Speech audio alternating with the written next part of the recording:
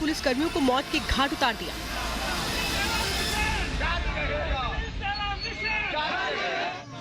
जबकि कई पुलिसकर्मी जख्मी हो गए हैं। बड़ी संख्या में टीएलपी समर्थक इस्लामाबाद की ओर बढ़ रहे हैं। बिगड़ते हालात को देखते हुए इमरान सरकार ने टीएलपी समर्थकों को कड़ी चेतावनी देते हुए कहा है कि इस्लामाबाद की ओर बढ़ रहे हैं टीएलपी समर्थक वापस चले जाएं, अन्यथा हालात उनके हाथों से बाहर हो जाएंगे। प्रदर्शनकारी जहां भी हैं वो अपने घरों को लौट जाएं। दरअसल इमरान सरकार की परेशानी इस बात को लेकर बड़ी है कि अगर इतनी बड़ी संख्या में तहरीके लब्बैक के प्रदर्शनकारी इस्लामाबाद पहुंच गए तो फिर क्या होगा। सवाल उठ रहा है कि बेकाबू भीड़ पर काबू पाने के लिए तैनात रेंजर्स और टीएलपी समर्थक खुलकर एक दूसरे के आमने सामने आ गए तब क्या होगा। तो क्या पाकिस्तान गृह युद्ध की कगार पर खड़ा हो गया है। रियासत की रिट को भी जो वो कायम रखना है।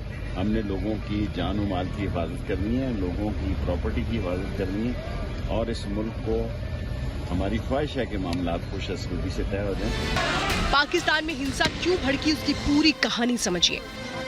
दरअसल इमरान सरकार ने तहरीके लब्बैक को प्रतिबंधित संगठन घोषित कर टीएलपी मुखिया साद हुसैन को आतंकवाद विरोधी कानून के तहत गिरफ्तार कर लिया। इसके बाद से पाकिस्तान में हिंसक घटनाएं शुरू हो गई।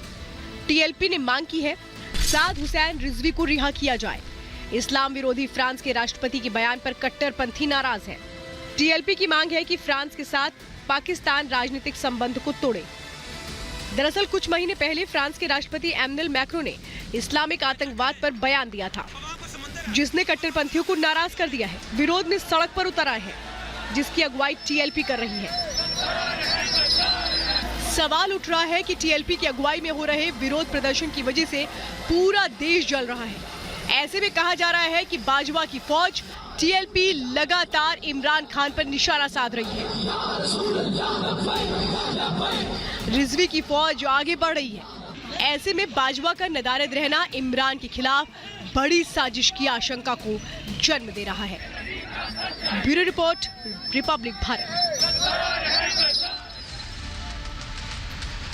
तो इधर एलएसी पर यानी कि लाइन ऑफ एक्चुअल कंट्रोल पर चीन की बढ़ती चालबाजियों को जवाब देने के लिए भारत ने एक रणनीति बनाई है। किस तरीके से अब वो टीम जाकर के माउंटेन्स पर एक स्ट्राइक करने की तैयारी कर रही है अगर चीन ने कोई चालबाजी की। क्या है ये नई रणनीति और किस तरीके से हम मजबूत हो रहे हैं एलएसी के पास, देखिए इस रिपोर्ट में।